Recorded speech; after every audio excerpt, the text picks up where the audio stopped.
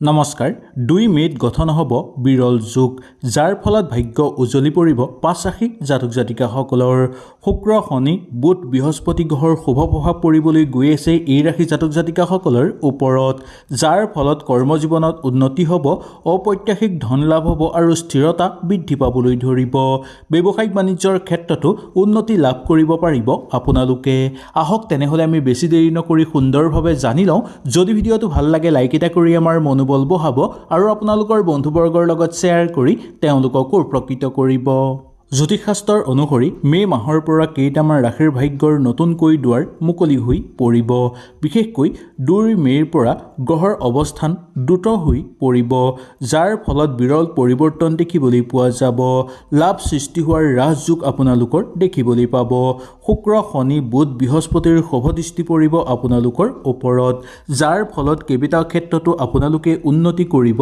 পাৰিব ব্যৱসায়িক বাণিজ্যৰ ক্ষেত্ৰত প্ৰচুৰভাৱে লাভ হ'ব আৰু ব্যৱসায়ত যদি আপোনালোকে বিনিয়োগ কৰিব বিচাৰে কৰিব পাৰিব কৰ্মত স্থিৰতা বৃদ্ধি পাবলৈ ধৰিব কৰ্ম জীৱনত প্ৰচুৰভাৱে উন্নতি হ'ব আৰু আপোনালোকে যদি কিবা কৰ্মৰ কাৰণে অপেক্ষা কৰি আছে সেই কৰ্মটো ভাল ফল দেখুৱাব পাৰিব এক নম্বৰটো হৈছে মেঘ ৰাশি লোকসকলৰ এই 2 মে'ৰ পিছৰ পৰা আপোনালোকৰ লাভ বৃদ্ধিৰ যোগ দেখিবলৈ পাব ৰাজযোগৰ আশীৰ্বাদ আপোনালোকে লাভ কৰিব পাৰিব আপোনালোকৰ বন্ধ হৈ থকা কাম পুনৰ আৰম্ভ হ'ব আয়ৰ নতুন পথ মুকলি হৈ পৰিব কোনো নতুন বিনিয়োগৰ পৰা ভাল লাভৱান হোৱাৰ প্ৰবল সম্ভাৱনা থাকিব যদি আপুনি নতুন চাকৰি বিচাৰি আছে তেন্তে 2 মে'ৰ পাছত আপোনালোকৰ ইচ্ছা পূৰণ হোৱাৰ সুবিধা আপোনালোকে লাভ কৰিব পাবলগীয়া ধন আদায় কৰি ল'ব পাৰিব কৰবাৰ পৰা যদি অৰ্থৰ কাৰণে আপোনালোকে কথা পাতি থৈছে সেই অৰ্থও আপোনালোকৰ হাতলৈ আহিব প্ৰেম আৰু দাম্পত্য জীৱনত সুখ শান্তি বৃদ্ধি পাবলৈ ধৰিব কৰ্ম জীৱনত উন্নতি আৰু সমৃদ্ধি বৃদ্ধি পাবলৈ ধৰা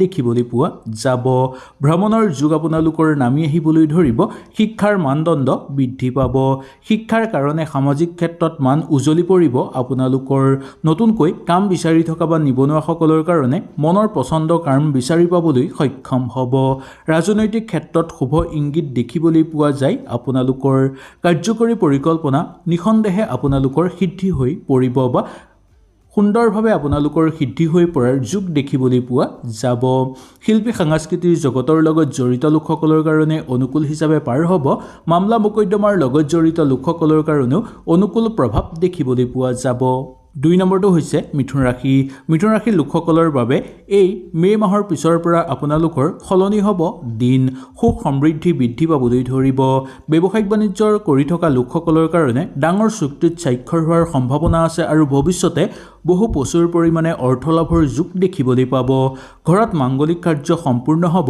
সামাজিক ক্ষেত্ৰত আপোনালোকৰ মান সন্মান বৃদ্ধি পাব পৈতৃক সম্পত্তি লাভৰ প্ৰবল সম্ভাৱনা আৰু যোগ দেখিবলৈ পোৱা আপোনালোকৰ যাব পাৰে ওচৰ চুবুৰীয়াৰ লগত থাকোঁতে আপোনালোকৰ দ্ৰব্য লাভ হ'ব নতুন কাম বিচাৰি পাবলৈ সক্ষম হ'ব কৰ্ম জীৱনৰ লগত জড়িত লোকসকলৰ কৰ্মৰ ক্ষেত্ৰত সুনাম অৰ্জন হ'ব আৰু পদোন্নতিৰ যোগ দেখিবলৈ পোৱা যাব বন্ধুবৰ্গৰ লগত থাকোঁতে বন্ধুৰ পৰা পৰামৰ্শ লাভ কৰিব পাৰিব আৰু বন্ধুৰ পৰা উৎসাহ আৰু সহায় সহযোগিতা লাভ কৰিব শিক্ষাৰ মানদণ্ড বৃদ্ধি পাব প্ৰেমৰ ক্ষেত্ৰত আপোনালোকৰ মধ্যম ফলাফল হৈ থাকিব কেৰিয়াৰৰ ক্ষেত্ৰত উন্নতি দেখিবলৈ পাব ঘৰত প্ৰচুৰ পৰিমাণে অৰ্থৰ উপাৰ্জন হ'ব আৰু সেই অৰ্থ আপোনালোকে জমাও কৰিব পাৰিব সকলো দিশৰ পৰা আপোনালোকৰ ঘৰলৈ ভাল খবৰ অহাৰ যোগ দেখিবলৈ পোৱা যায় মনত দৃঢ়তাৰ ভাৱটো জাগ্ৰত হৈ পৰিব যাৰ ফলত আপোনালোকে যি কামতেই হাত দিব সেই কামতেই ফলপ্ৰসূ হৈ পৰিব কাৰ্যকৰী পৰিকল্পনা সিদ্ধি হ'ব সেই পৰিকল্পনা সিদ্ধি কৰাৰ ক্ষেত্ৰত কোনো গুৰুস্থানীয় ব্যক্তিয়ে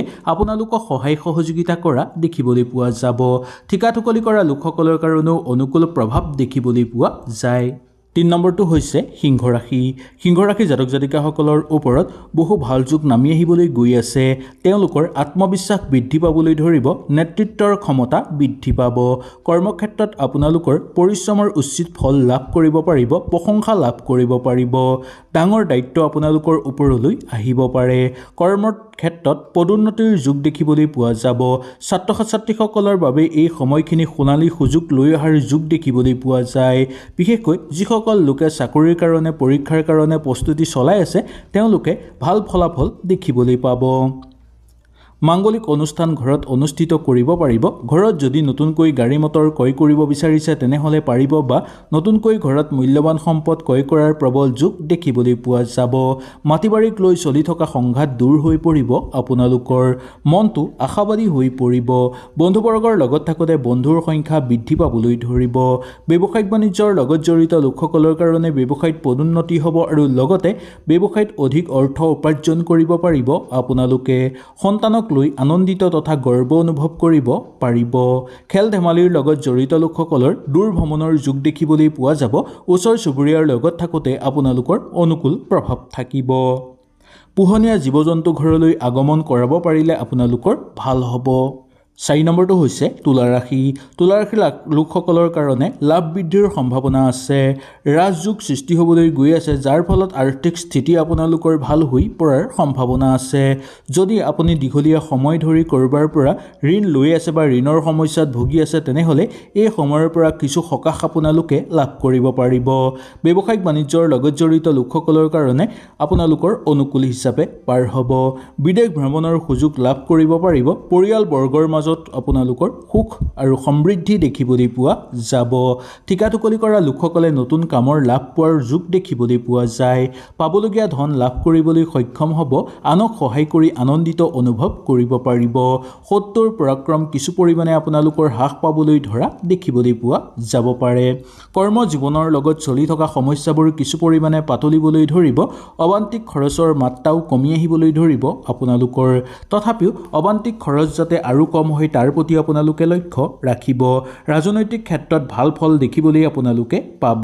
কাৰ্যকৰী পৰিকল্পনা সিদ্ধি হৈ পৰাৰ যোগ দেখিবলৈ পোৱা যায়। ঘৰত নতুনকৈ কৰ্মৰ যোগ বা কৰ্মৰ স্থিতি শোচনীয় হৈ পৰাৰ সম্ভাৱনা দেখিবলৈ পোৱা যাব। শিক্ষাৰ মানদণ্ড বৃদ্ধি পাব। ভাগ্যই এই ক্ষেত্ৰত প্ৰচুৰভাৱে আপোনালোকক সহায় সহযোগিতা কৰিব। 5 নম্বৰ ৰাশিটো হৈছে কুম্ভ ৰাশি। কুম্ভ ৰাশি জাতক জাতিকাসকলৰ ৰাজযোগ লাভ হ'বলৈ গৈ আছে। তাৰ ফলস্বৰূপে আপোনালোকৰ ওপৰত শুভ প্ৰভাৱ পৰিব। শনিদেৱৰ বিশেষ কৃপা পৰিব আপোনালোকৰ ওপৰত। শ্বেয়াৰ বজাৰৰ লগত জড়িত হৈ থকা লোকসকলে বহু ধন লাভ কৰাৰ যোগ দেখিবলৈ পাব। জীৱন সংগীৰ সৈতে সম্পৰ্ক মধুময় হৈ পৰিব। ব্যৱসায়িক বাণিজ্যৰ লগত জড়িত লোকসকলৰ কাৰণে শুভ হ'ব আৰু প্ৰচুৰভাৱে উন্নতি আপোনালোকৰ হ'ব। কিন্তু যুটীয়াভাৱে ব্যৱসায়িক বাণিজ্য কৰা লোকসকলে অকণমান ব্যৱসায়ত চকু ৰখাটো উচিত হৈ পৰিব। কৰ্ম জীৱনৰ লগত জড়িত লোকসকলৰ পদোন্নতিৰ যোগ দেখিবলৈ পোৱা যায় আৰু লগতে দৰমহা বৃদ্ধিৰো প্ৰবল সম্ভাৱনা আছে। ভ্ৰমণ কৰিব বিচাৰিলে আপোনালোকে কৰিব পাৰিব। নতুনকৈ কাম বিচাৰি থকা বা নিবনুৱাসকলৰ কাৰণে কৰ্মপ্ৰাপ্তিৰ যোগ বা আশাৰ পূৰণৰ যোগ দেখিবলৈ পোৱা যাব পাৰে। ৰাজনৈতিক ক্ষেত্ৰৰ লগত জড়িত লোকসকলৰ কাৰণে মধ্যম ফলাফল দেখিবলৈ পাব। চিত্ৰশিল্পী সাহিত্যিকসকলৰ সামাজিক ক্ষেত্ৰত মান সন্মান উজ্বলি পৰিব আৰু আপোনালোকৰ মামলা মোকদ্দমাৰ লগত জড়িত লোকসকলৰ কাৰণে জয়ৰ হোৱাৰ সম্ভাৱনা দেখিবলৈ পোৱা যাব। কাৰ্যকৰী পৰিকল্পনা সুচাৰুভাৱে হৈ পৰিব। আগত কিবা যদি আপোনালোকে কাম কৰি থৈছিল সেই কামৰ ফল আপোনালোকে এই 2 মে'ৰ পৰাই লাভ কৰিবলৈ সক্ষম হোৱা দেখিবলৈ পাব। মাটি বাৰী আপোনালোকৰ ক্ৰয় কৰাৰ সুযোগ লাভ কৰিব। ইয়াৰ উপৰিও পৈতৃক সম্পত্তি লাভৰ প্ৰবল সম্ভাৱনা আপোনালোকৰ দেখিবলৈ পোৱা যায়। হয়তো এই ভিডিঅ'টোৰ যোগেদি আপোনালোকে সুন্দৰভাৱে বুজি পালে। যদি কিবা অসুবিধা পালে নিশ্চয় মোক তলত কমেণ্ট কৰি জনাব। তেনেহ'লে আজিলৈ আপোনালোকৰ ওচৰৰ পৰা বিদায় লৈছোঁ। কালিলৈ পুনৰ আপোনালোকক লগ পোৱাৰ প্ৰতিশ্ৰুতিৰে আজিলৈ নমস্কাৰ।